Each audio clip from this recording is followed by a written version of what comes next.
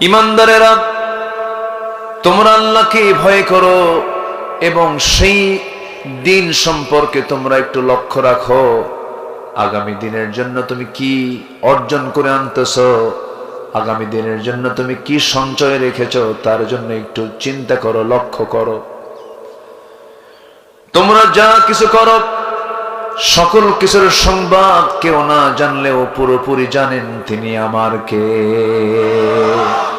আসতে বলবেন না, তিনি আমার কে? আল্লাহ।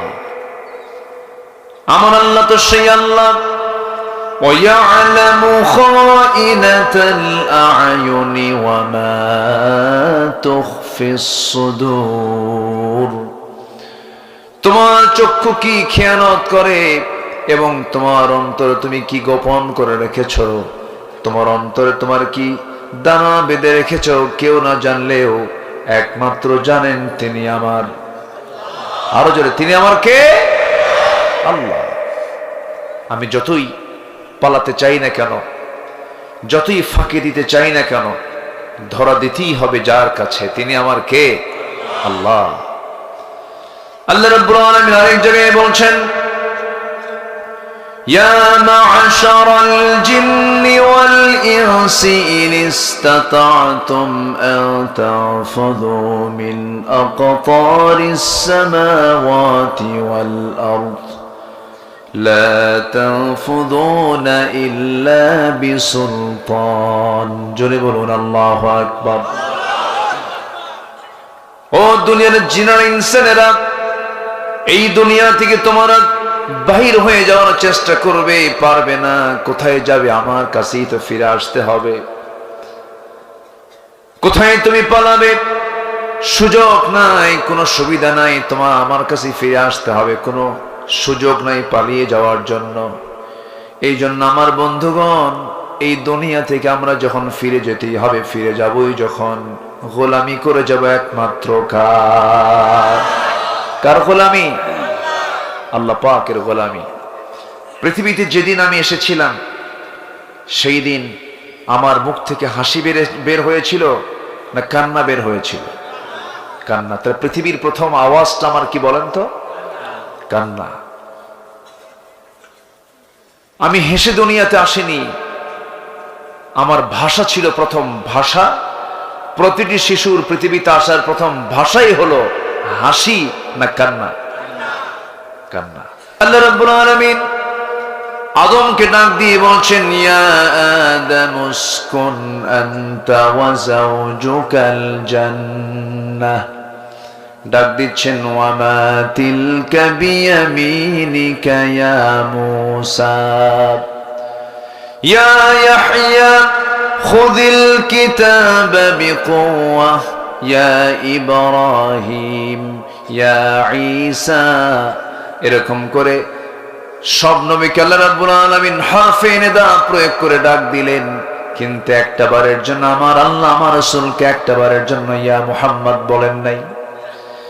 কি সুন্দর করে ডাকতেছেন, যে জায়গায় নামটা নিয়েছেন সেখানেই তার গুণবাচক শব্দ প্রয়োগ করে ডাক দিচ্ছেন, মুহাম্মাদুর রাসূলুল্লাহ والذين معه أشداء على الكفار رحماء بينهم تراهم ركعا سجدا يبتغون فضلا من الله ورضوانا سيماهم في وجوههم من أثر السجود। জোরে বলুন আল্লাহু আকবার।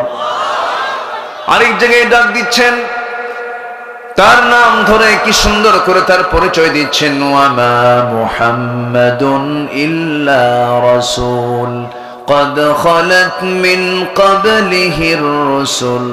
আরেক জায়গায় ডাক দিচ্ছেন, ইয়া আইয়ুহাল মুসাম্মিলু কুমিল লাইলা ইল্লা কালিলা। আরেক জায়গায় ডাক দিচ্ছেন, ইয়া আইয়ুহার রাসূলু বাল্লিগ মা উনজিলা ইলাইক। যেখান থেকে তেলাওয়াত করছে এখানে আল্লাহ পাক ডাক দিচ্ছেন, ইয়া أيها النبي إنا أرسلناك شاهدا ومبشرا ونذيرا وداعيا إلى الله بإذنه وسراجا منيرا جرب لنا الله أكبر যে রাসূলকে আল্লাহ রাব্বুল আলামিন এত সম্মান দিলেন, এত মর্যাদা দিলেন, সেই নবীর নাম, সেই নবীর মর্যাদা আল্লাহ আমার আল্লাহ কত উচ্চকিত করেছেন। আমার বন্ধুগণ, সেই নবীজির জীবন থেকে নিয়ে আমরা 15টা আদর্শ আজকে একটা একটা করে শুনবো, একটা একটা করে বলার চেষ্টা করব। নাম্বার 1 হলো আমার নবীজি ছিলেন একজন সুন্দর আদর্শ দায়ী। প্রজ্ঞার সাথে তিনি দাওয়াত দিয়েছেন, যোগ্যতার সঙ্গে তিনি দাওয়াত দিয়েছেন, উত্তম পন্থায় তিনি দাওয়াত দিয়েছেন। যুব সমাজ এখানে যারা উপস্থিত আছেন, নবীজির এই আদর্শকে আমরা লালন করব, সুন্দর মানুষকে সুন্দর করে ইসলামের দিকে ডাকবো, নিজেরাও ইসলামের দিকে থাকবো। এটা আমার নবীজির জীবনের গুরুত্বপূর্ণ একটি আদর্শ। আল্লাহ রাব্বুল আলামিন তার ব্যাপারে সুন্দর করে ইঙ্গিত দিচ্ছেন, উদউ ইলা সাবিলি রাব্বিকা বিল হিকমাহ ওয়াল মাউইযাতিল হাসানাহ ওয়াজাদিলহুম বিল্লাতী হিয়া আহসান ইন্না রাব্বাকা হুয়া আ'লামু বিমান দাল্লা আন সাবিলিহি وهو أعلم بالمهتدين জোরে বলুন আল্লাহু আকবার। হে নবী, আপনি মানুষকে দাওয়াত দেন, মানুষকে প্রজ্ঞার সাথে উত্তম নসিহতের মধ্য দিয়ে মানুষকে দাওয়াত দেন। আমার নবীজি তার সারা জীবন যে মানুষকে দাওয়াত দিয়েছেন মক্কার মাটিতে, তিনি কি ফুল পেয়েছেন না পাথর পেয়েছেন? কি পেয়েছেন? কি পেয়েছেন? পাথর পেয়েছেন। মক্কার মাটিতে দাওয়াত দিতে গিয়ে নিজেও মার খেয়েছেন। মাথা থেকে পা পর্যন্ত এমন কোনো জায়গা নাই যেখানে দাগের চিহ্ন নাই আমার নবীজির দেহতে। আমার নবীজির কপালের ঠিক মাঝখানে দাগের চিহ্ন, গালে দাগের চিহ্ন, দুটো দাঁত ভাঙ্গা। আমার নবীজির উহুদের ময়দানে দাঁত ভাঙ্গা, খন্দকের প্রান্তরে কোমরটা কুঁজো হয়ে গেছে কোদাল মারতে মারতে। নবুয়তের এই 23 বছরে দিন প্রতিষ্ঠার সংগ্রাম করতে গিয়ে আমার নবীজির দাঁত চলে গেছে, কোমর চলে গেছে, শরীরের প্রত্যেকটা জায়গায় দাগ পড়েছে। শুধুমাত্র একটাই কারণ, সেটা হলো রাসূল চেয়েছেন কোন আইন চলবে না, আইন চলতে হবে কার? চলতে হবে কার? সাইয়েদনা আবু বকর সিদ্দিক রাদিয়াল্লাহু তাআলা আনহু একদিন নামাজের জন্য মক্কার মাটিতে কাবা শরীফের দরজার সামনে গিয়ে নামাজ শুরু করবেন। মক্কার হাওয়া খুব গরম সেই সময়। তখন মক্কার সিটি মেয়র হচ্ছে আবু জেহেল। আমার নবীজির এই প্রিয় সাহাবী রুকু থেকে সেজদার দিকে যখনই গিয়েছেন, উপর্যুপরি হামলা শুরু হয়ে গেছে। নামাজের মধ্যে আক্রমণ, জমিনে ফেলে দিয়া নাকের উপরে খড়ম জুতা দিয়া চাপা দিয়ে তার নাক থেকে রক্ত বের করে দিয়েছে। সেন্সলেস হয়ে পড়ে আছেন তিনি। ওরা ভেবেছে মনে হয় আবু বকর মারাই গেছে। বেশ কিছুক্ষণ তার সেন্স নাই। সেন্স যখন ফিরে আসলো, সাইয়েদনা আবু বকর সিদ্দিক রাদিয়াল্লাহু তাআলা আনহু মনে মনে চিন্তা করলেন, আমার যা হয় হোক, আমি আবু বকর দুনিয়া থেকে বিদায় হলে তেমন কোনো ক্ষতি হবে না। না জেনে চোরাগুপ্ত হামলার শিকার আমার নবীজি হলেন। এই চিন্তা মাথায় নিয়া নিজের বাড়ির দিকে না গিয়ে, নিজের চিন্তা না করে আমার নবীর দরজার সামনে দাঁড়ায় গেলেন। দরজায় ডাক দিলেন, নক করলেন, দরজা খুলে গেল। আমার নবীজি দরজা খুলেই দেখেন বন্ধু আবু বকরের নাক থেকে রক্ত গড়ে গড়ে পড়তেছিল। রাসূল আশ্চর্য হয়ে বলছেন, আবু বকর, এরকম করে তোমার নাক থেকে রক্তগুলো গড়ে গড়ে পড়ে কেন? কি হয়েছিল বলো? তিনি বলছেন, ইয়া রাসূলুল্লাহ, নামাজ পড়তে নিয়ে চোদ্দবার সাহেব আমার নাকটা বোচা করে দিয়েছে, আমাকে রক্তাক্ত করে দিয়েছে হুজুর। আমার নবীজি বললেন, আবু বকর কি করা যায় বলো তো? তিনি বলছেন, ইয়া রাসূলুল্লাহ, আমি আমাকে নিয়ে ভাবি না, আমি আপনাকে নিয়ে ভাবি। আমার মন বলছে আজকে তারা আপনাকে আক্রমণ করতে পারে, এই মুহূর্তে আপনার বাড়ি থাকা যাবে না, চলুন আমরা দুজন মিলে মক্কার বাইরে চলে যাই, আউটসাইডে চলে যাই। রাসূলকে সঙ্গে করে নিয়া রাসূল সাইয়েদনা আবু বকরকে সঙ্গে করে নিয়ে রওনা দিলেন, মক্কার বাইরের দিকে চলে গেলেন। রক্ত পড়া বন্ধ হয় না। রাসূল ভাবলেন আবু বকর তো মারা যাবে, রক্ত পড়া যদি না বন্ধ হয়। রক্ত শূন্যতা, পানি শূন্যতা বিরাজ করছিল তার দেহের ভিতরে। নবীজি দ্রুত গতিতে মেষের পাল খুঁজলেন, পেলেন না। উটের পা খুঁজলেন, পেলেন না। দুম্বার পাল খুঁজলেন, পেলেন না। একটা ছোট্ট ছাগলের পাল পেলেন। ছাগলওয়ালার একজন রাখাল ছিল, রাখালকে ডাক দিয়ে বলছেন, রাখাল একটা ছাগি দেবে নাকি? রাখাল বলছে, কেন ছাগি নিয়ে কি করবেন? রাসূল বলছেন, ছাগি যদি দাও দুধ দহন করব, আমার বন্ধু রক্ত শূন্যতায় ভুগতেছে, আমার বন্ধু মারা যাবে, আমাকে ছোট্ট একটা ছাগি দিয়ে দাও, সুন্দর করে দহন করব, তাকে দুধ পান করাবো। রাখাল বলছে, দেওয়া যাবে না, কারণ আমি যদি আপনাকে এই ছাগিটা দিয়ে দেই, এই ছাগলগুলোর মালিক তো আমি নই, আমানতের খেয়ানত হয়ে যাবে। নবীজি মুস্কি মুস্কি হাসি মেরে বলেন, ভাবেন আহারে, এই মরু অঞ্চলে এই তপ্ত বালুর ভিতরে একজন রাখাল যার ঈমান নাই কিন্তু ঈমানের গুণটা আছে, আর আজকে আমাদের মুসলমানদের মধ্যে ঈমান আছে কিন্তু ঈমানের কি নাই, কি নাই, গুণ নাই, ওজন কম দেয়, আমানতের খেয়ানত করে, জমির আইল ঠেলে, বনের সম্পত্তি মেরে খায়, মিথ্যা সাক্ষী দেয়, ঠিক কিনা? আমার নবীজি খুব খুশি হয়ে বললেন, রাখাল বড় কোনো ছাগি দেওয়া লাগবে না, ছোট্ট একটা ছাগি দাও, যে ছাগিটার পেটে কোনো বাচ্চা আসে নাই, যে ছাগির ওলানে কখনো দুধ আসে নাই, ছোট্ট একটা ছাগি আমাকে দিলেই হবে। ছোট্ট ছাগি যখন রাসূল চাইলেন, রাখালটা মুস্কি মুস্কি হাসি মারে আর মনে মনে কয়, লোকটা পাগল নাকি? ছোট্ট একটা ছাগি নবীর হাতে দিয়ে ফেলল। নবীজি ছোট্ট ছাগিটা তার দুই পায়ের ঠিক মাঝখান বরাবর নিয়ে নিলেন, কোলের মধ্যে নিয়া ছাগিটার পিছনের দুই দিকের দুইটা পার ঠিক মাঝখান বরাবর, ওলান বরাবর আমার নবীজি তার বরকতি হাতটা রাখলেন। বরকতি হাতটা রেখে যখন বিসমিল্লাহ বলে ফোঁ দিলেন, গোটা ওলান গোটা দুধ ভরপুর হয়ে গেছে। নবীজির মুজিজা প্রকাশ পেয়ে গেল। নবীজি এবার বলছেন, রাখাল ছোট্ট একটা বাটি আমাকে দিয়ে দাও। বাটি দেওয়া হলো, সেই বাটিতে তিনি দুধ দহন করলেন, দুধ দহন করে বাটি পূর্ণ হয়ে গেল।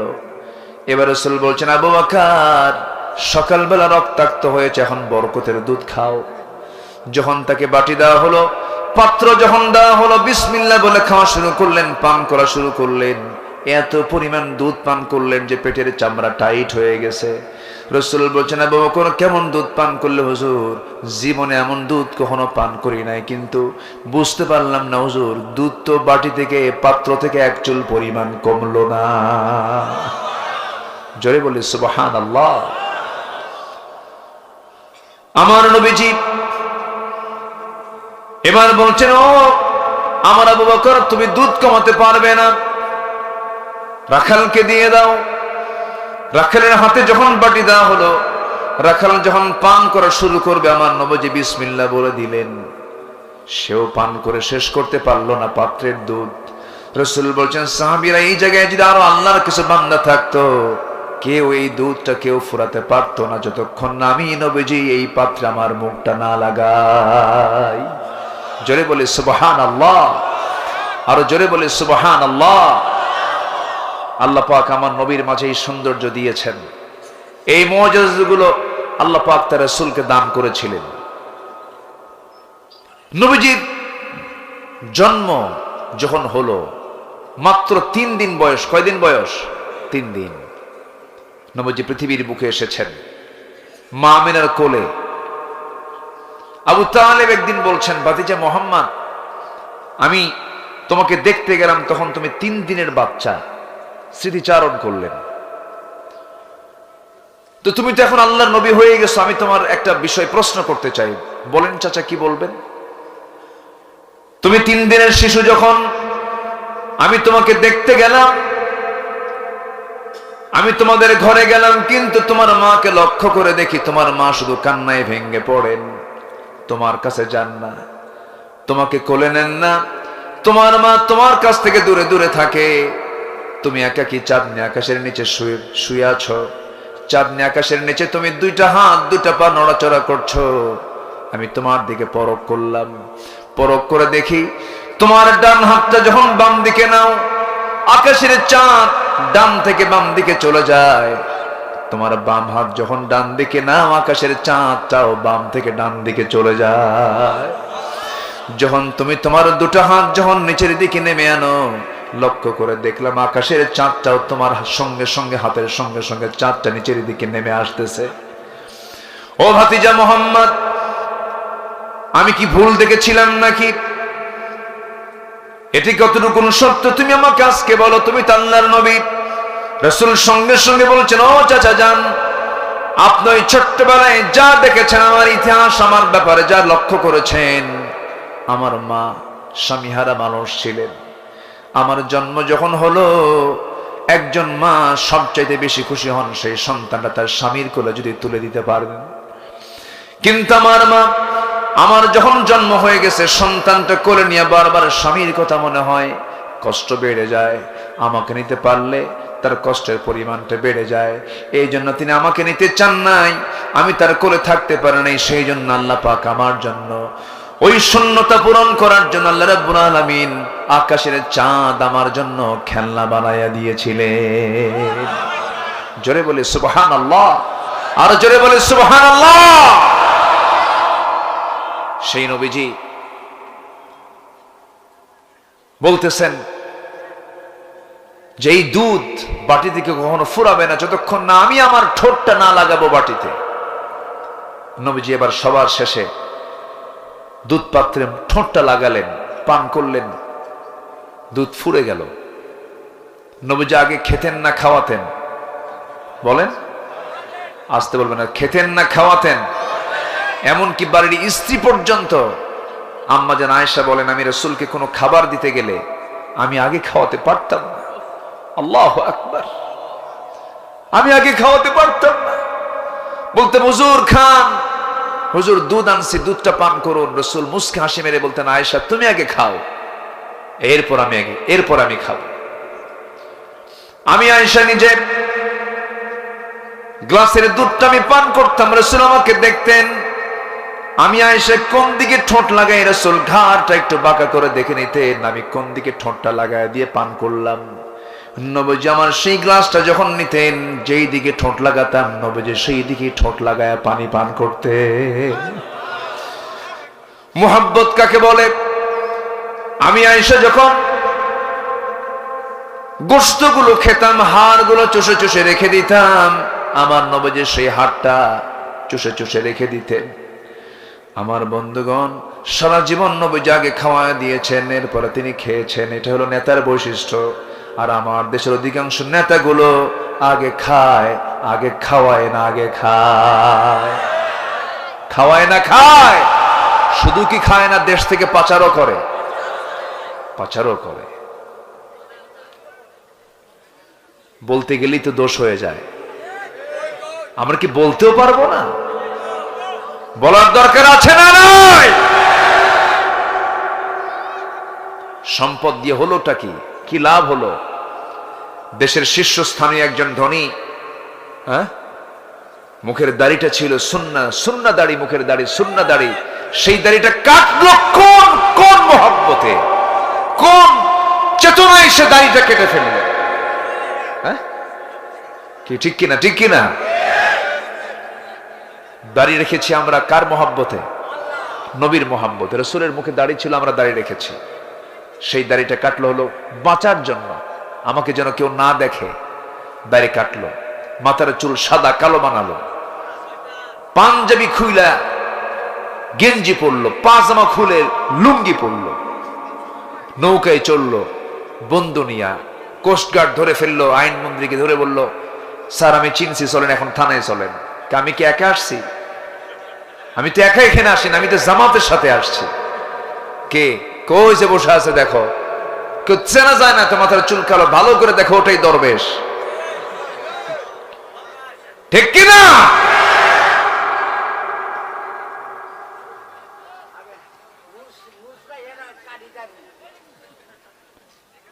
কথা বলবো, কথা বলবো, কারো কোনো কষ্ট নাই তো? জোরে বলি ইনশাআল্লাহ। নবীজির এক নম্বর আদর্শ হলো তিনি দাওয়াত দিয়েছেন মানুষকে। আমরা দাওয়াতি কাজ করবো তো ইনশাআল্লাহ, দাওয়াত দেব। সবার আগে দাওয়াত দেব বাইরে না ভিতরে? বলেন বলেন, বাইরে না ভিতরে? রাসূল প্রথম দাওয়াত দিয়েছেন কোথায়? আউটসাইড না ইনসাইড? ভিতর সাইড। আগে ভিতরে দাওয়াত দেব। বউ যদি নামাজ না পড়ে তাহলে কি করবেন? হাই রে, কি কয়, মারবে তো, কাম সারা, এ তো মার্ডার কেস। যে কইছে মারবো, আমার মনে হয় সে বিয়েই করে নাই, মনে হয়। বউকে মারা এত সস্তা? অসম্ভব ব্যাপার। চেয়ারম্যান বড় না চেয়ারম্যানের বউ বড়? হ্যাঁ, তুমি কত বড় হুজুর আমার জানা আছে, তাও তোমার কথা, বসে থাকো। কি ঠিক কিনা? সবার কাছে বড় থাকা যায়, কিন্তু স্ত্রীর কাছে বড় হওয়া এত সহজ নয়। উন্নত চরিত্র দরকার। সারা এলাকার মানুষ বুজুর্গ বলতে পারে, কিন্তু বইয়ের কাছে বুজুর্গ হওয়া এত সস্তা না। বুজুর্গ, সঠিক বুজুর্গ হলেই বইয়ের কাছে বুজুর্গ থাকা যাবে। সম্মানিত ভাইয়েরা, সম্মানিত বন্ধুগণ, বহু কথা তো স্ত্রীকে দাওয়াত দিতে হবে। স্ত্রী যদি নামাজ না পড়ে, 4টা কারণে স্বামী তার স্ত্রীকে শাসন করতে পারবেন, মারতে পারবেন। কয়টা কারণে শুনবেন? কি মারার জন্য? লক্ষণ তো খুব খারাপ দেখতেছে।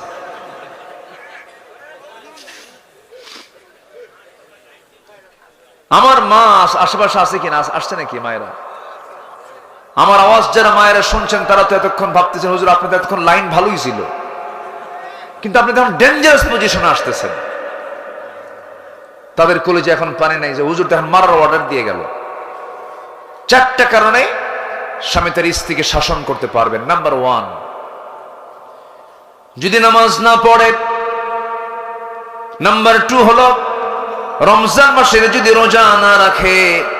নাম্বার 3 হলো স্বামীর যদি আনুগত্য না করে। নাম্বার 4 হলো পর্দায় যদি না থাকে, সতীত্বের যদি হেফাজত না করে। এই 4টা অপরাধের কারণে প্রত্যেক স্বামী তার স্ত্রীকে শাসন করতে পারবেন। কিন্তু শাসন করার ক্ষেত্রে সেখানে শর্ত হলো, যদি তার স্ত্রীকে সে মারতেই চায়, মুখে মারা যাবে না, চোখে মারা যাবে না, কানে মারা যাবে না, নাকে মারা যাবে না, বুকে মারা যাবে না। তবে মারতে গেলে যে লাঠিটা ব্যবহার করবে, সেই লাঠিটা থাকতে হবে তার পকেটের সেই মেসোয়াক। 9 ইঞ্চি মেসোয়াক দিয়ে সে সর্বোচ্চ মারতে পারবে। মেসোয়াক দিয়া কারো সামনে যদি কারো স্বামী তার বউকে মারতে নাই, দেখে রাগ করবে না, হাসবে। কি প্ল্যানে ছিলেন? উপায় নাই, উপায় নাই, মারা যাবে না। হ্যাঁ, এত সুন্দর মানুষ আপনারা, বলি আলহামদুলিল্লাহ। আমি এর আগে তো এসেছি, আমি তো ময়দান চিনি, বুঝি। খুব সুন্দর আপনারা, বলি আলহামদুলিল্লাহ। আমার নবীজি এবার বললেন, রাখাল তুমি থাকো। মনে আছে আপনাদের? মনে আছে? মনে আছে? তুমি থাকো, আমরা চলে যাই। সন্ধ্যা হয়ে গেছে, বাড়ির দিকে চলে যাই। এখন ঠান্ডা হয়ে গেছে, আমরা চলে যাচ্ছি। রাখাল কান্দে। রাখাল কি করে? কান্দে। রাখাল কান্দে আর বলে, আমাকে আপনারা নিয়ে যান। কি সুন্দর ছোঁয়া পেলাম, কি সুন্দর সংস্পর্শ পেলাম, আমাকে নিয়ে যান, এখানে আমার আর ভাল লাগে না। রাসূল বলছেন, তুমি তো কিছুক্ষণ আগে বলেছ এইগুলো তোমার আমানত, খেয়ানত করা যাবে না। রাখাল, আমার সঙ্গে গেলে পরে তো ছাগলগুলো দেখার লোক নাই, তাই তো ঠিক আছে, যাব না। কিন্তু একটা শর্ত আছে। সেই শর্ত হলো, আপনি আপনার কোলের মধ্যে ছোট্ট সাগিটা নিয়া, ওলানটাকে পিছনে হাত দিয়া যখন আপনি মনে মনে কি যেন দোয়া পড়লেন, সেই দোয়াটা আমাকে শিখায় দিয়ে যাবেন। আমার কোনো দাবি নাই। রাসূল মুস্কি হাসি মেরে বললেন, এই দোয়া পড়ে কি করবা? সঙ্গে সঙ্গে বলতেছে, মাঝে মাঝে এই দোয়া পড়ে ফোঁ দিব আর দুধ খাবো। আল্লাহু আকবার বলে। আমার নবীজি বললেন, 1000 বার মুখস্থ করে দোয়া করলে তো কোনো লাভ হবে না, কারণ শিরকিয়াতের পচা দুর্গন্ধ তোমার মধ্যে আছে। তোমার মধ্যে তাওহীদ নাই, তোমার মধ্যে ঈমান নাই, তোমার মধ্যে দ্বীন নাই, ইসলাম নাই। শিরকিয়াতের পচা দুর্গন্ধ তোমার দেহ থেকে, তোমার হৃদয় থেকে সম্পূর্ণ ডিলিট করে দিয়া তাওহীদের পেয়ালা যদি লালন করতে পারো, সেই সময় এই দোয়া পড়লে সঙ্গে সঙ্গে তা কাজে লাগিয়ে যাবে। যেরকম সুবহানাল্লাহ। সঙ্গে সঙ্গে সেই রাখালটা নবীজির আপদ মস্তক মাথা থেকে পা পর্যন্ত বারবার দেখে, চোখের পানি ফেলে ফেলে কেঁদে কেঁদে বলে, আমার সন্দেহ লাগতেছে আপনি কে? আমার তো মন বলে আপনি হচ্ছেন ওই মক্কায় জন্ম নেওয়া সেই লোকটা কিনা, আব্দুল্লাহর পুত্র মুহাম্মদ নামে একজন আল্লাহর নবীর আগমন হয়েছে। আমার নবীজি মুস্কি মুস্কি হাসি মেরে বলে, ও রাখাল, তোমার বুঝতে ভুল হয় না, আমি সেই কাঙ্ক্ষিত নবী। যেরকম সুবহানাল্লাহ। দাওয়াত তার বন্ধ ছিল, তার দাওয়াত বন্ধ ছিল, মার খেয়েছেন, চলে এসেছেন মরু অঞ্চলে, ওখানে দাওয়াত দিলেন। সেই মরুর সেই রাখালটা কালেমা পড়লো, লা ইলাহা ইল্লাল্লাহ মুহাম্মাদুর রাসূলুল্লাহ। আমরা কালিমার দাওয়াত দেব, জোরে বলি ইনশাআল্লাহ। বউ যদি নামাজ না পড়ে বুঝাবো, বলতে হবে, আমার স্ত্রী, দুনিয়াতে একই ছাদের নিচে ছিলাম, তোমার দেহ আমার দেহ একাকার করেছি, আমরা জান্নাতে একসঙ্গে থাকতে চাই, নামাজটা পড়ো। বউ কেন পড়বে না? স্বামীর দোষও আছে available.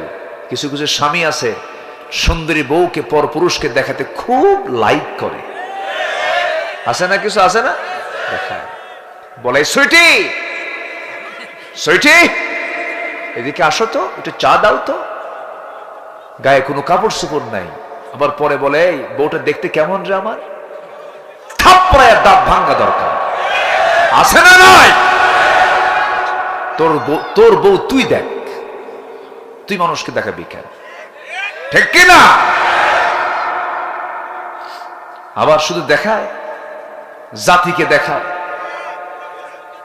R15 latest version bike, তার প্যাসেঞ্জার সিট হলো 3 তলা, আর ড্রাইভিং সিট হলো আন্ডারগ্রাউন্ড, দেখাই যায় না।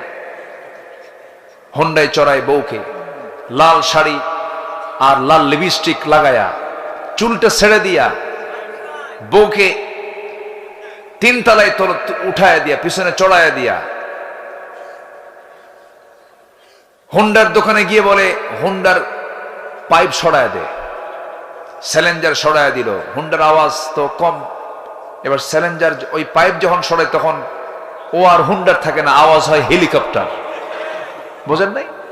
দিল একখান টান, ত্রিশান থেকে ভালুকা দিল একখান টান, এক টানে বউটাকে নিয়ে চললো। হেলিকপ্টারের আওয়াজ মনে করে জাতি শুধু চায় থাকলে কি যায়, এটা দেখায় দিল জাতিকে। সন্ধ্যার আগ দিয়ে 16 Pro Max আইফোন এই দিয়ে ছবি একখান তুলে, অর্ধলগ্ন ছবি তুলে ফেসবুকে আপলোড দিয়ে লিখলো, প্রিয় বন্ধুরা আসুন, আমার বউটাকে সবাই মিলে জামাতের সাথে দেখি। যেরকম নাউজুবিল্লাহ। এরকম কুরুচিপূর্ণ নোংরা চরিত্রের কিছু মানুষ সমাজে আছে না নাই? যুবকরা, তোমাদের সময় এসেছে এখন, তোমার গ্রামকে তুমি টার্গেট করো। 64,000 গ্রাম বাংলাকে যুবকরা যদি মাথায় নিতে পারো, তোমার গ্রামের কোন ঘর থেকে বোরকা ছাড়া মহিলা বের হয়, সেই বাড়িতে গিয়ে বলো, মুরব্বী, আপনার বাড়ি থেকে কোন মহিলাকে আর বেপর্দায় বের হতে দেব না, বোরকা পরে বের হতে হবে। কি রাজি আছো? রাজি আছো? তোমার গ্রামের মাতব্বর যে নামাজ পড়ে নাই, মাতব্বরি করে, আছে না? খালি বিড়ি খায়, বিড়ি খাওয়া মুরব্বী আছে না নাই? আবার মাহফিল এসে বলে, হুজুর বিড়ি খাওয়া কি জায়েজ আছে? উনি জায়েজের চেষ্টায় আছে।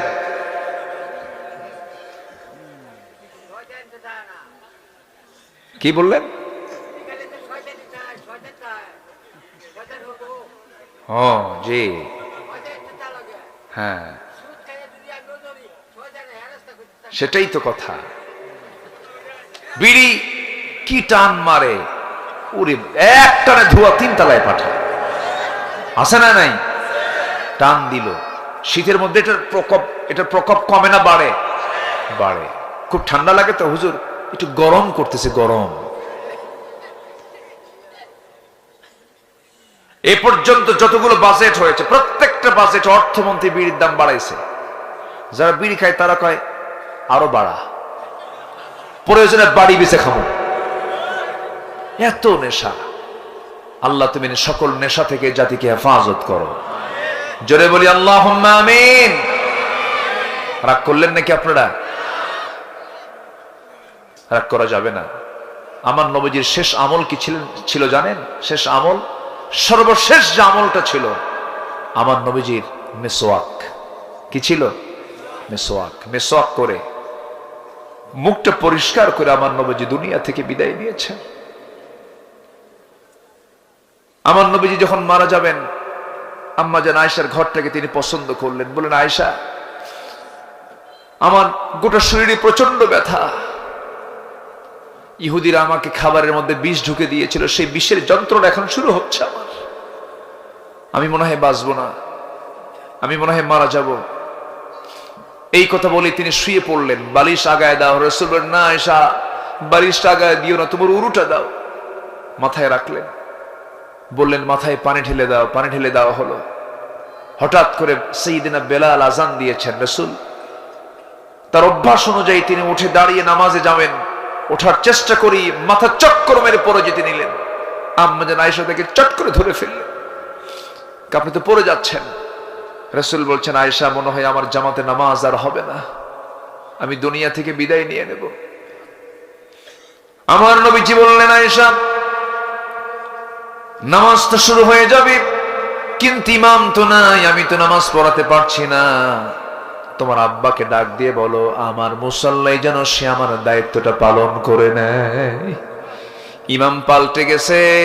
সাহাবে কেরামদের মধ্যে কান্নার রোল পড়ে গেছে। সাহাবীরা হাউমাউ করে কান্দে।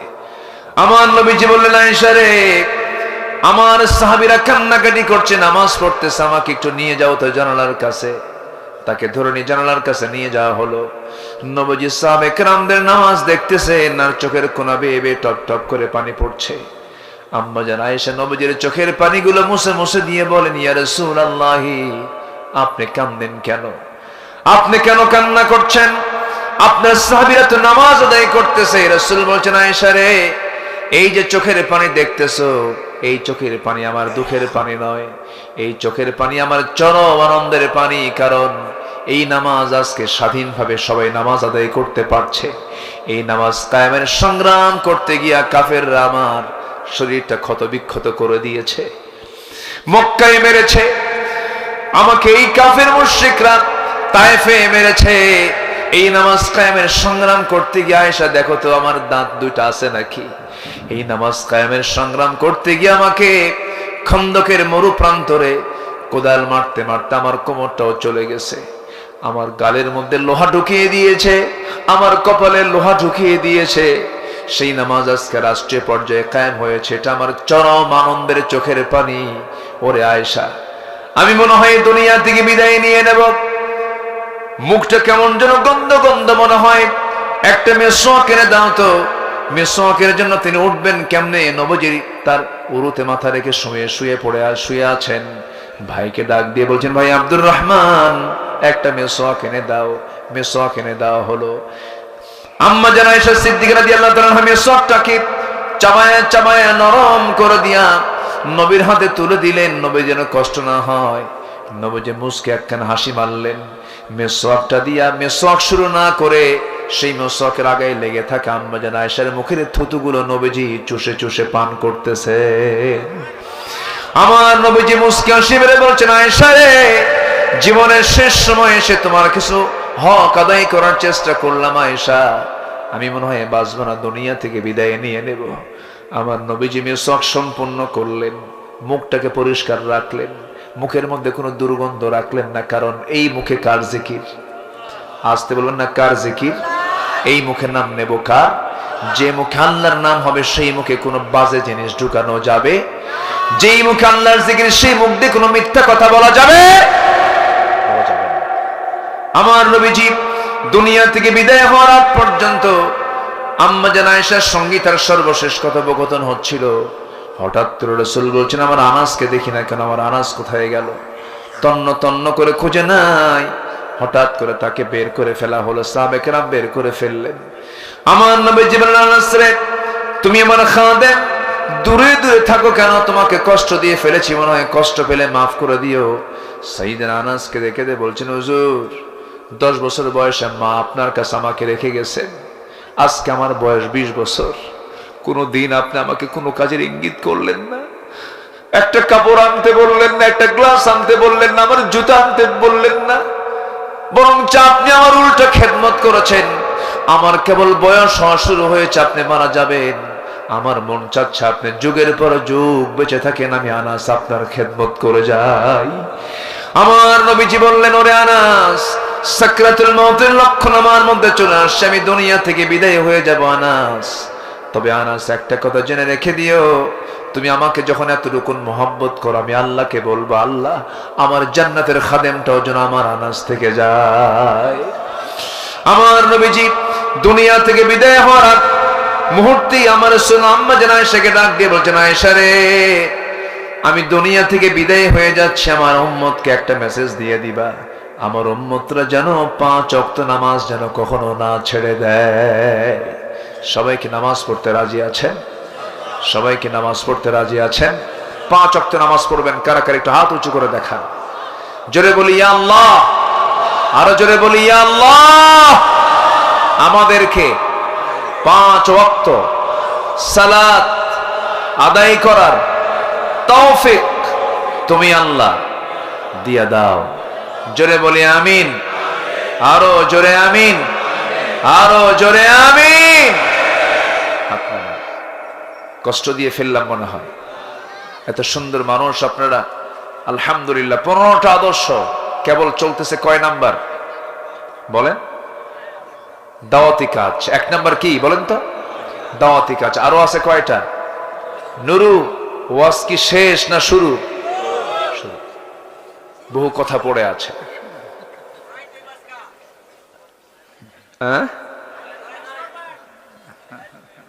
গোটা রাত, গোটা রাত, সারা রাত শুনবেন আপনারা? থাকেন, আমি যাই। খুব সুন্দর আপনারা বলি আলহামদুলিল্লাহ, জোরে বলি আলহামদুলিল্লাহ। আমার নবীজি বললেন, রাখাল থাকো, চলে যাই। রাখাল বলছে, আমাকে রেখে যাবেন কেন? আমি যেতে চাই। আপনি আল্লাহর নবী, আমাকে পড়ায়। রাসূলকে বলা হয়েছে জিনাকার মুহাম্মদ, জোরে বলুন নাউযুবিল্লাহ। রাসূলকে বলা হয়েছে নারী পিপাসু মুহাম্মদ। এরকম করে যারা গালি দিয়েছে, বিগত 16 বছর আমাদের তালিকা করেছিল, আমি আব্দুল আমিন 116 জন আলেমের ভিতরে আমার নামটাও তালিকাভুক্ত করেছিল। আমরা নাকি দেশদ্রোহী। সম্মানিত বন্ধুগণ, আমরা স্পষ্ট ভাষায় জানান দিতে চাই, আমাকে গালি দিক, আমার বাপকে গালি দিক, এটা আমি সহ্য করতে পারবো, কিন্তু রাসূলকে নিয়ে একটা বাজে উক্তি করবে, আমরা তার জিহ্বা টেনে ছিড়ব।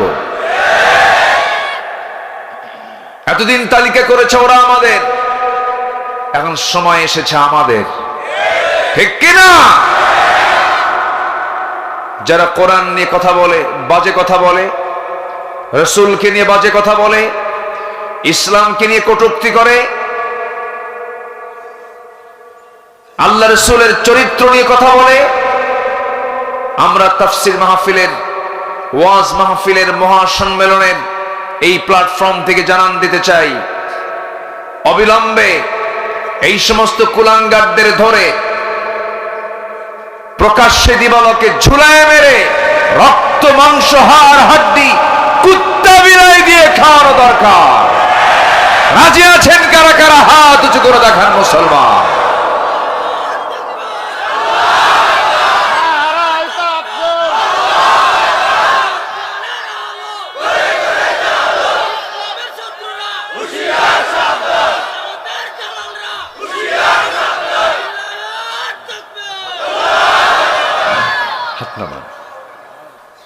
কষ্ট পাচ্ছেন নাকি? কষ্ট পাচ্ছেন? সম্মানিত বন্ধুগণ, বুকটা ফেটে যায় ওয়াজ মাহফিলের এই চেয়ারে যখন বসি। একজন মানুষের কথা বারবার মনে পড়ে যায়। উপস্থাপক তার নামটা উচ্চারণ করেছেন। সম্মানিত বন্ধুগণ, 2023-এর 13ই অগাস্ট একটা সুস্থ মানুষ জেল খাটলেন 13 বছর। সুস্থ মানুষকে জোর করে ধরে জোরপূর্বক হসপিটালে ভর্তি করায়া আবু হানিফা রাহিমাহুল্লাহর মতো শরীরের ভিতরে বিষ প্রয়োগ করে পয়জনিং করে তাকে কেমন করে নির্মমভাবে হত্যা করা হলো। আমরা অবিলম্বে এই ওয়াজ মাহফিলের এই প্ল্যাটফর্ম থেকে জানান দিতে চাই, এদের কেউ অতি দ্রুত গ্রেফতার করে চূড়ান্ত শাস্তি নিশ্চিত করা হোক। ঠিক কিনা? এই কথাগুলো কি আমাদের অন্যায় না? নেয়? কেউ কি মন খারাপ করছেন? আমি একজন নগণ্য, আমাকে মানুষ আলেম মনে করে, কিন্তু আমি নিজে জানি তো আমি কি। সেই এলেম কালাম আমার মধ্যে নাই, কিন্তু আমার তো এতটুকুন প্রতিক্রিয়া ব্যক্ত করা উচিত একজন মজলুম আলেমের শাস্তি নিশ্চিত করার জন্য। ঠিক কিনা? একজন মজলুম আলেমকে এইরকম করে নির্যাতন করা হয়েছে, অবশ্যই তার যারা আসামি তাদের শাস্তির দরকার আছে না নাই? 2009 সাল আমার জীবনের প্রথম হজ। আমি হজে গিয়েছিলাম 2009 সালে প্রথম। ওই বছরে ছিল হলো আল্লামা সাইদ রাহিমাহুল্লাহর জীবনের শেষ হজ। উনি 2010-এ গ্রেফতার হলেন 30 জুন, একসঙ্গে আরাফা, মিনা, মুজদালিফা। ওই সময় তাকে প্রশ্ন করা হলো, হুজুর আপনি দেশে যাবেন না এখন কেন? মামলা রেডি হচ্ছে, আপনাকে গ্রেফতার করে তারা জেলখানায় ঢুকাবে। উনি মুচকি হাসি মেরে বললেন, সাইদি পালায় থাকে না।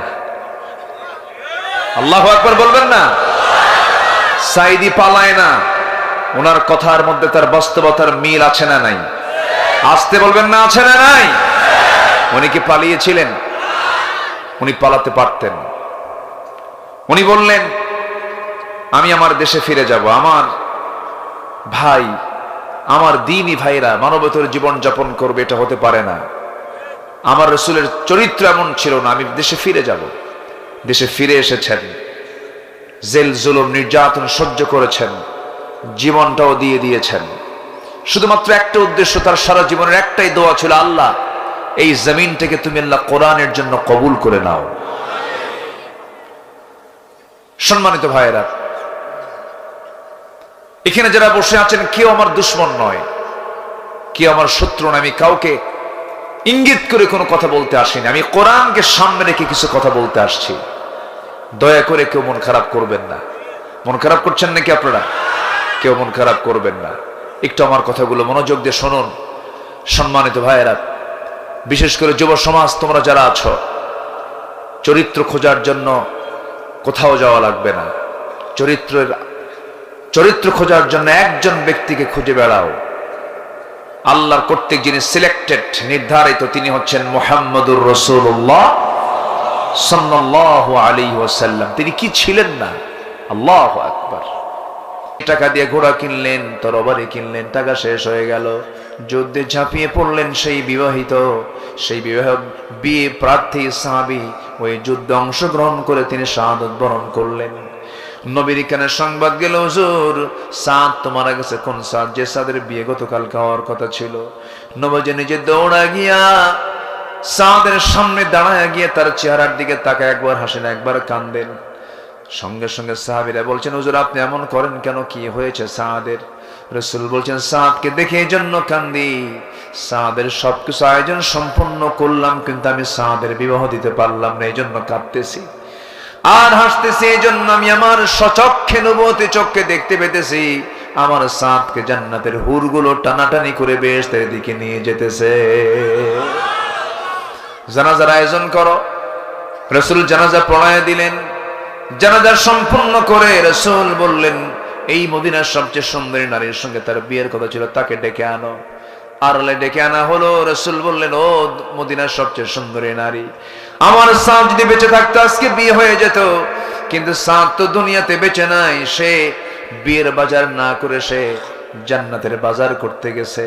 জান্নাতের বাজার তার কেনা হয়ে গেছে। তার পক্ষ থেকে একটা ঘোড়া, একটা তরবারি তার পক্ষ থেকে আমি তোমাকে হাদিয়া স্বরূপ দিয়ে দিলাম। আল্লাহু আকবার বলেন। যুবকরা, নোংরামি করবা না, 5 ওয়াক্ত নামাজ পড়বা, আব্বা আম্মাকে সুন্দর আচরণ উপহার দিবা, কখনো ধমক দিয়ে কথা বলবা না। তুমি কি জানো পৃথিবীর সব জায়গার দোয়া মিস হবে, কিন্তু আব্বা আম্মার দোয়া কখনো মিস হবে না।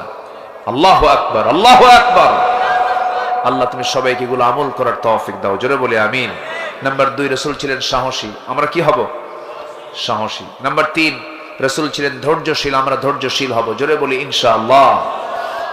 বলেন তো, নামাজ আগে না ধৈর্য আগে? ধৈর্য আগে। ব্যবসা আগে না ধৈর্য আগে? বিয়ে আগে না ধৈর্য আগে? সেই দিন এক মহিলা ফোন দিয়ে বলে, হুজুর আমার স্বামী না সকালে একবার তালাক দেয়, বিকেলে একবার তালাক দেয়, আমার স্বামী কি আছে? কি মুসিবত না বলেন। ধৈর্য। নাম্বার 4 হলো পরিবারের প্রতি দায়িত্বশীলতা। রাসূল ছিলেন পরিবারের প্রতি খুব দায়িত্বশীল ছিলেন। রাসূল মেয়েকে বিয়ে দিয়েছেন, আম্মা কি বলে, আমার নবীজির সবচাইতে প্রিয় কলিজার টুকরা সর্বকনিষ্ঠা কন্যা ফাতিমা রাদিয়াল্লাহু আনহাকে বিয়ে দিলেন। 3 দিন পার হতো না তাকে না দেখলে রাসূল থাকতে পারতেন না। এত দায়িত্বশীল ছিলেন, পরিবারের প্রতি খোঁজ খবর নিতেন। আমার পরিবারকে সময় দেব, জোরে বলি ইনশাআল্লাহ। অনেক লম্বা লম্বা কথা ছিল, পারলাম না, শুধু পয়েন্টগুলো আউট করে দিচ্ছি। নাম্বার 6 হলো আমানতদারিতায় রাসূল ছিলেন পরিপূর্ণ একজন মানুষ। আল্লাহু আকবার বলেন। ন্যায় বিচারক ছিলেন, আমরাও এগুলো শিখব। নাম্বার 7 হলো এতিম, নিকটাত্মীয় এবং প্রতিবেশীর সঙ্গে সুন্দর আচরণ করা। দেখবেন কিছু কিছু লোক আছে, কিছু হলে প্রতিবেশীকে কষ্ট দেয়। বাড়ির পিছনে বাড়ি, হয়তো তার জায়গা দিয়ে হেঁটে যেতে হয়, একটু গন্ডগোল লাগলেই খোঁটা মারে। এরকম খোঁটা মারামারি তো এলাকায় নাই মনে হয়। ভালো, বেশি করে খোঁটা মারবেন। এগুলো কি করা যাবে? জমিনটা কার? আর আপনি আটকাচ্ছেন কার? কার বান্দাকে? কার বান্দাকে? এই ইখতিয়ার কি আমার আপনার থাকতে পারে? জমির দলিল আপনি দুনিয়াতে করতে পারেন, কিন্তু জমির মালিক আপনি নন। জমির মালিক কে? আল্লাহ পাক। নাম্বার 8 হলো আল্লাহর বিধানের প্রতি শর্তহীন আনুগত্য। আমার নবীজির জীবনের সবচেয়ে গুরুত্বপূর্ণ একটা বিষয় ছিল। নাম্বার 9, আল্লাহর জন্য দ্বীনের কাজে কঠিন সিচুয়েশন আমার নবীজি ধৈর্যের পরিচয় দিয়েছেন। আল্লাহু আকবার। নাম্বার 10, ইমানের পথে আমরা অবিচল থাকবো, জোরে বলি ইনশাআল্লাহ। এনিওয়ে, ইমানকে বিক্রি করা যাবে না, ইমানকে নষ্ট করা যাবে না। নাম্বার 11 হলো জীবনের সকল জায়গায় আমরা ভরসা করব কার উপরে? আসতে বলবেন না, কার উপরে? নাম্বার 12 হলো কাজে কর্মে একা সিদ্ধান্ত না, পরামর্শ করব। পরামর্শের হুকুম কার? ওয়াশাবিরহুম ফিল আমর ফাইযা আযামতা ফাতাওয়াক্কাল আলাল্লাহ ইন্নাল্লাহা ইউহিব্বুল মুতাওয়াক্কিলিন। নাম্বার 13 হলো বিনয়ী হব আমরা, ক্ষমাশীল হব আমরা। নাম্বার 14 হলো কুফরের প্রতি আমরা কঠোর না, কুফরের প্রতি আমরা কঠোর হব। আশিদ্দাউ আলাল কুফার, যারা কোরআন চায় না, যারা দ্বীন চায় না, যারা আখিরাত মানতে চায় না, যারা জনগণের হক নষ্ট করে, তাদের সাথে আমাদের কোনো আপোষ থাকতে পারে না। নাম্বার 15 হলো মুমিনদের প্রতি আমরা অত্যন্ত নরম হব, পরস্পর আমরা দয়াদ্র হব, জোরে বলি ইনশাআল্লাহ। দেখছেন আমার মানে কথাটা ধরে ফেলছে। হুজুর আপনি এত তাড়াতাড়ি যাচ্ছেন কেন? পয়েন্টগুলো তাড়াতাড়ি শেষ করছেন কেন? খুবই শুকরিয়া আল্লাহ তাআলার, আপনাদের এত আগ্রহ। আল্লাহ আপনাদের এই আগ্রহকে আল্লাহ তাআলা কবুল করুন, জোরে বলি আমিন। অনেক রাত হয়েছে, ঠান্ডার রাত, অনেক দূর থেকে অনেকে এসেছেন। জি, আমরা ফজর পড়বো তো সবাই? ফজর পড়বেন কারা কারা একটু হাত তুলে দেখেন তো দেখি। জোরে বলি ইয়া আল্লাহ, আমাদেরকে ফজর, জোহর, আসর, মাগরিব, ঈশা আদায় করার তৌফিক তুমি আল্লাহ দিয়া দাও। জোরে বলি আমিন। হাত নামান। সম্মানিত ভাইয়েরা, সম্মানিত ভাই সব, মূল পয়েন্টের দিকে আস্তে আস্তে আমরা চলে যাচ্ছি।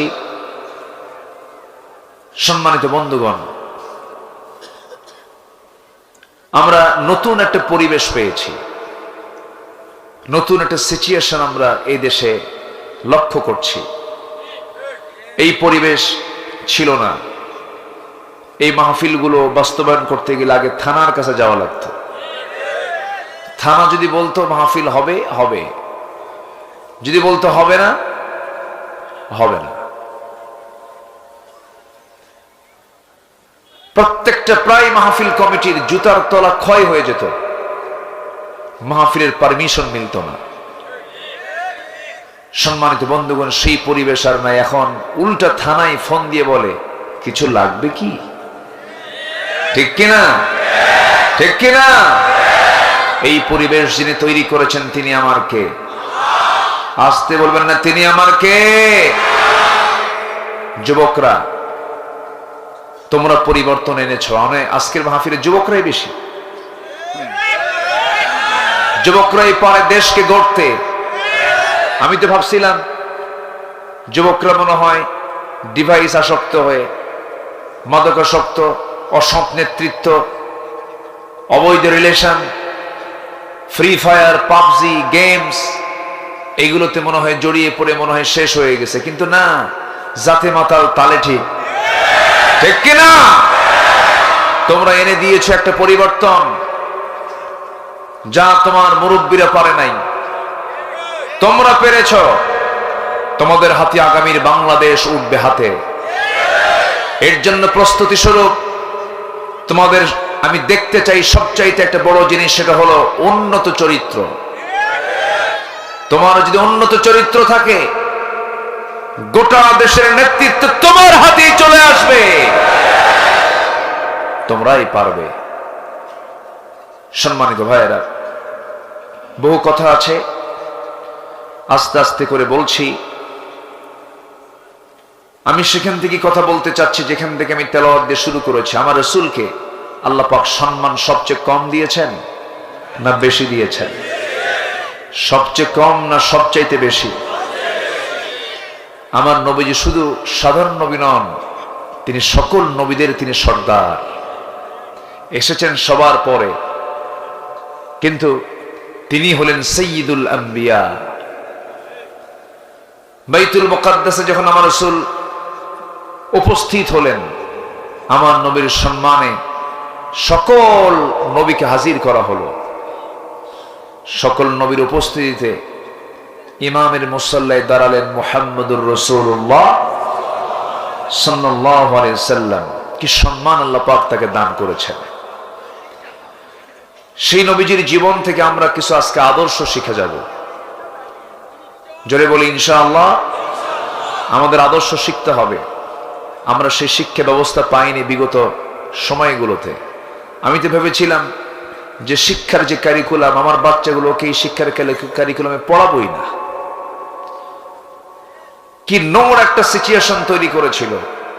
বছরের শুরুতে শিক্ষকদেরকে ব্যাঙের ডাক শিখালো, হাঁসের ডাক শিখালো। জানেন না আপনারা? শিখালো। শেষ হয়ে যাচ্ছিল সবকিছু। ঠিক সেই মুহূর্তে এটা পরিবর্তন যেহেতু হয়েছে, সব দেখা শেষ করেছি আমরা।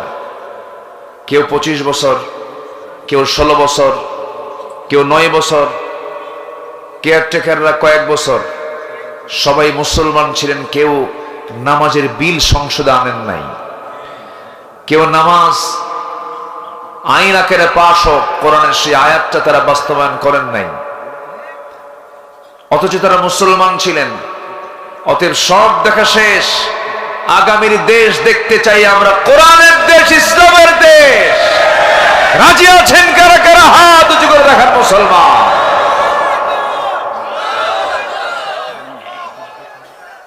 কেউ তো স্লোগান দেন না।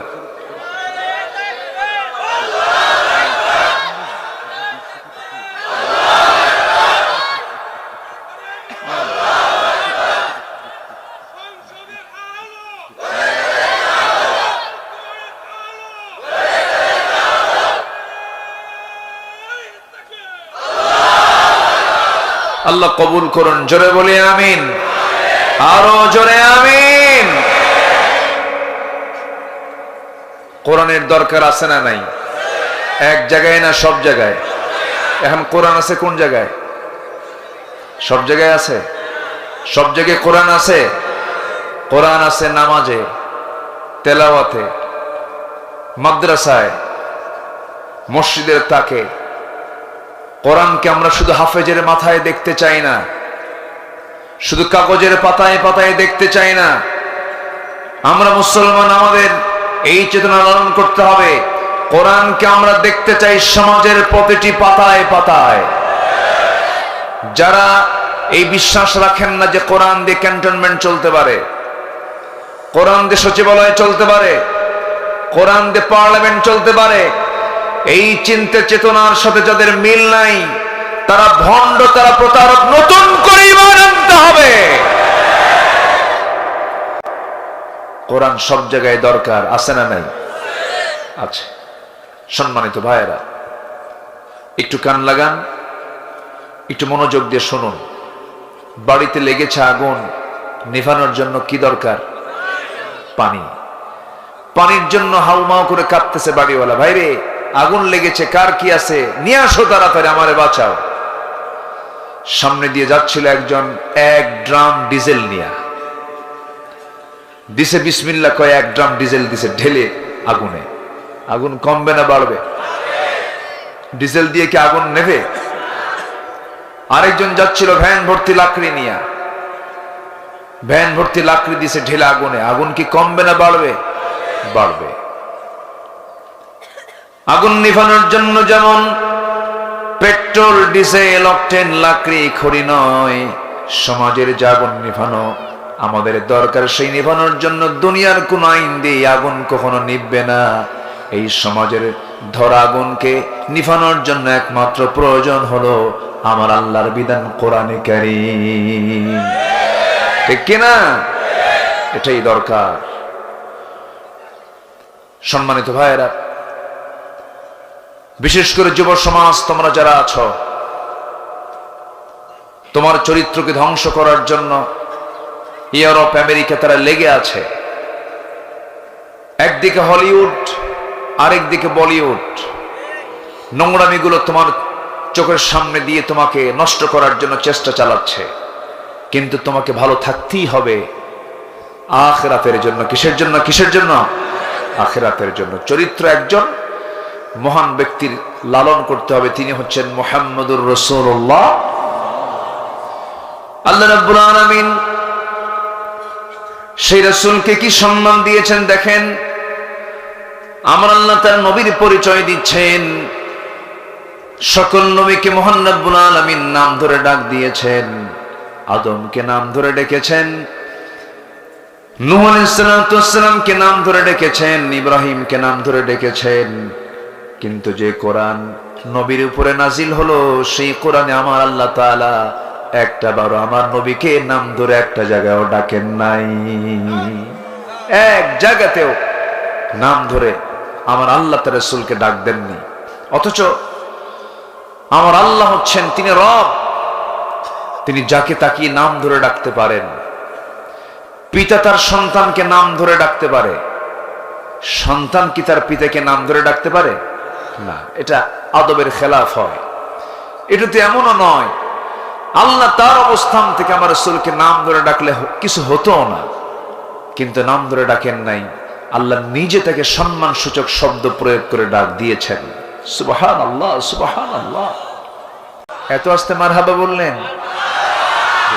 সবাই নামাজের মতো করে বসি, সবাই বলি সুবহানাকাল্লাহুম্মা ওয়া বিহামদিকা আশহাদু আল্লা ইলাহা ইল্লা আনতা আস্তাগফিরুকা ওয়া আতুবু ইলাইকা।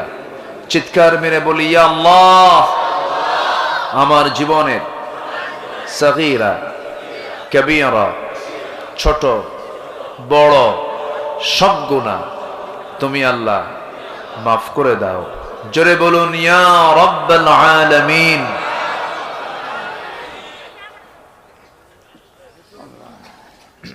জি আপনি দোয়া করেন।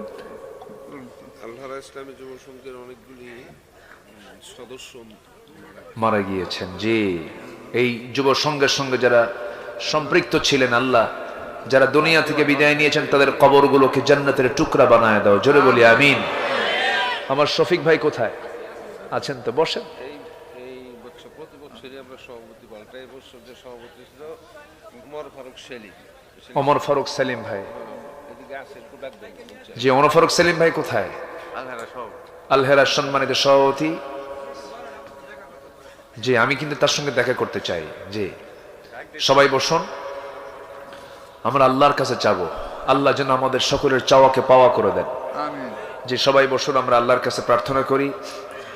জি আল্লাহুম্মা আমিন। আল্লাহুম্মা আমিন। ربنا ظلمنا أنفسنا وإن لم تغفر لنا وترحمنا لنكونن من الخاسرين ربنا لا تزغ قلوبنا بعد إذ هديتنا وهب لنا من لدنك رحمة إنك أنت الوهاب। গভীর রাত নিঝুম রাত জীবন রাত্রিতে হাজারো মুসলমান নরনারী নিয়ে তোমার কালামের 2-3 আয়াতকে সামনে রেখে বিশ্ব নবীর সিরাত থেকে তার চারিত্রিক কিছু দিক আলোচনা করেছি, আদর্শগত দিক কিছু তুলে ধরার চেষ্টা করেছি।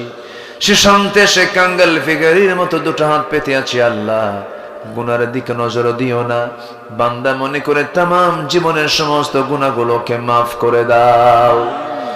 জনম দুঃখিনী মা, জনম দুঃখিনী মা, জনম দুঃখী বাপজান যারা দুনিয়া থেকে বিদায় নিয়েছেন, জিন্দেগির গুনাহগুলো মাফ করে দাও। কবরগুলোকে তুমি আল্লাহ জান্নাতের টুকরা বানায়া দাও। আব্বা আম্মার জন্য কি দোয়া করতে হয় তাও শিখিয়ে দিয়েছো।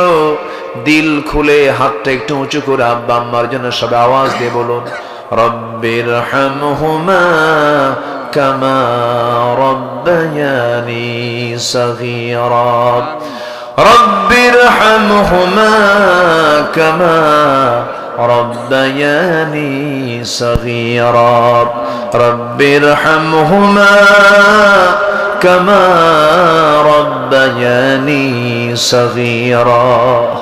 আয় আল্লাহ তাআলা বিশেষ করে মাহফিলটার আয়োজন যারা করলেন, শোনার জন্য যারা আসলেন, বিনিময়ে কিয়ামতের কঠিন ময়দান যেদিন কেউ কাউকে চিনবে না, এমনকি মা সন্তানকে ভুলে যাবে, যেদিন মানুষ কাঁদতে কাঁদতে চোখের পানিগুলো ফুরে যাবে, চোখ থেকে রক্ত বের হওয়া শুরু হয়ে যাবে রে, সেই কঠিন মুসিবতের দিন এই মাহফিল সবার জন্য নাজাতের মাধ্যম বানায় দিও আল্লাহ।